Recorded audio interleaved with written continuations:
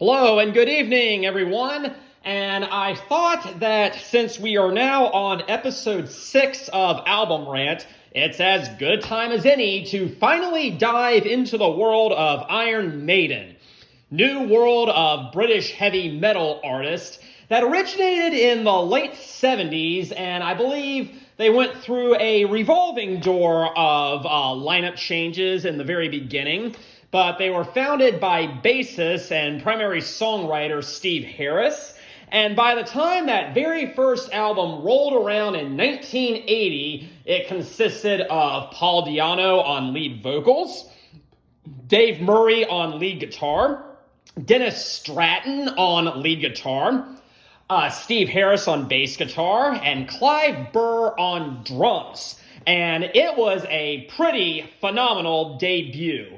And it definitely had some roots seated in punk rock, but regardless of whatever their inspiration may have been, they put forth a phenomenal record. And it had highlights such as Prowler, Sanctuary, Remember Tomorrow, Running Free, Phantom of the Opera, Transylvania, Strange World, Charlotte the Harlot, and of course the title track, The Iron Maiden.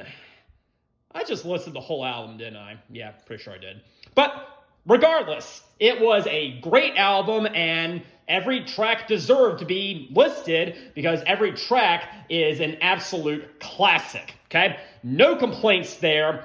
Great album. But then they followed it up in 1981 with their sophomore effort, Killers. And in this album, Dennis Stratton left and he was replaced by longtime lead guitarist Adrian Smith, who is still currently with the band.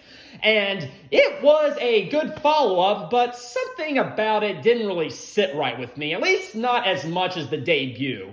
Don't get me wrong, Wrathchild is a great number. So is the intro instrumental Ides of March, and Genghis Khan, and Murders in the Rue Morgue, and Twilight Zone, and Drifter.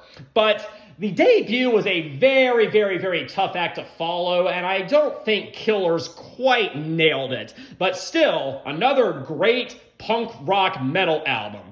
But then, something very drastic happened after the Killers album. Lead vocalist Paul Di'Anno left. I believe he was let go, actually, from what I remember. And he was replaced with ex-Samson singer Bruce Dickinson, also known as Bruce during his time with Samson. And Samson was a good group for what it was, but they are definitely no match for Iron Maiden, in my personal opinion. And that brings us to the subject of tonight's review, The Number of the Beast. And I just gotta say this, you have gotta love this cover art, okay? This right here is Eddie, their very grim yet demonic mascot. And if you can see, if you look very closely, you can see he is manipulating the devil, who is manipulating him, it looks like. Oh, who is that supposed to be?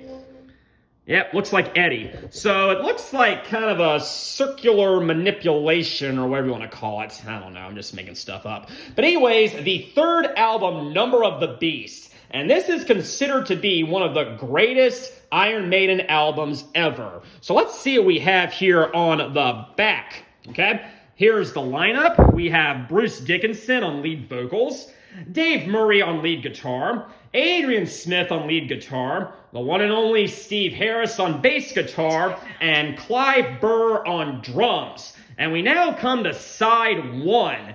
And normally, artists or record companies usually have the final say in this. They will kick it off with what they think is the strongest track. And Invaders is a good track. It is a good song. But it is far from the strongest from Number of the Beast. In fact, it's actually one of the weaker ones from Number of the Beast. It's it's well written, it's fast paced, I like that. The chorus leaves a lot to be desired. It's really just Bruce going, "Invaders!" and that's pretty much it. Children of the Dam is a little bit more slow paced, It starts out very slow, melodic. It's got some more upbeat sections later on, but it's still a really good song. And I have seen these guys, how many times? I've seen these guys 5 times now. Once in 2008, once in 2012, once in 2016, once in 2019, and once in 2022. And they did play Children of the Damned during their Book of Souls tour in 2016, so I did get to see that. Then we have The Prisoner, which I believe is based off a British TV show, from what I understand, but it is a great song. I love the rhythm way more than I do the previous two, okay? And they did play that one on the 2012 tour, and it was great to be able to hear it. Then it concludes with 22 Acacia Avenue, which some people may not know, but it's actually a continuation of a track off the debut album, Charlotte the Harlot.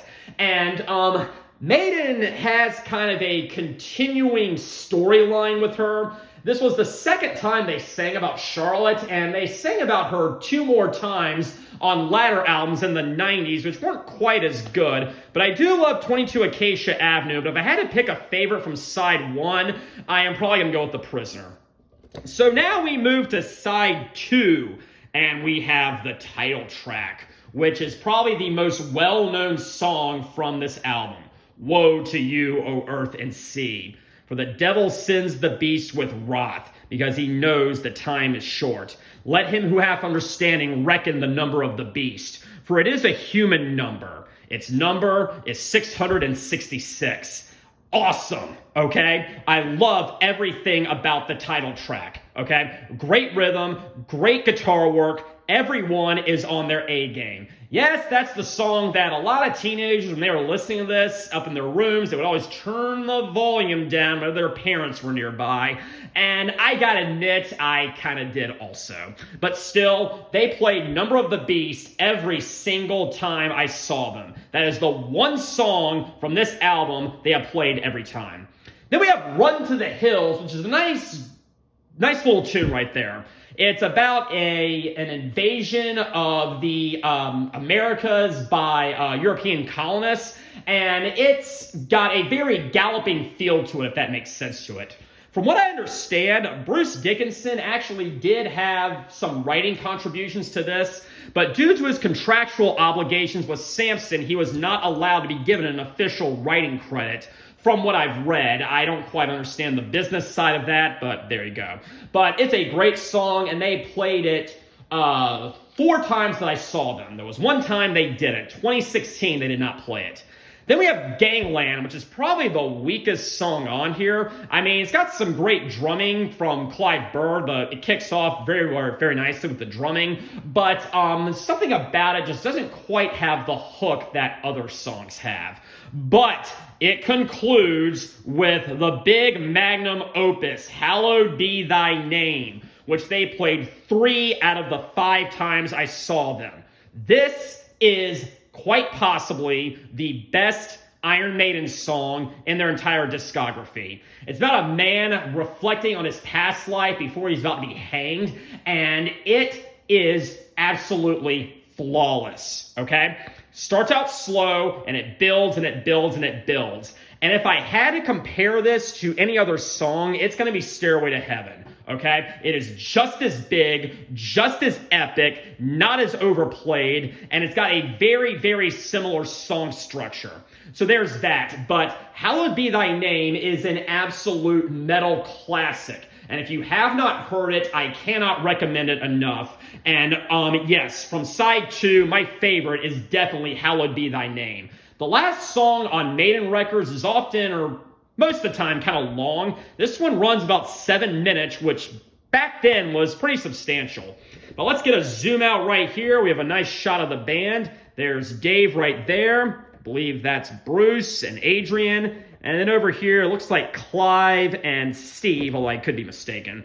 But that was Number of the Beast. And yes, I absolutely do recommend Number of the Beast. It is a metal classic and easily one of the best Iron Maiden albums out there. So anyways, thank you very much for joining me. Next time, we are going to look at something a lot more evil. But until then, Thank you for joining me, and have a very pleasant evening.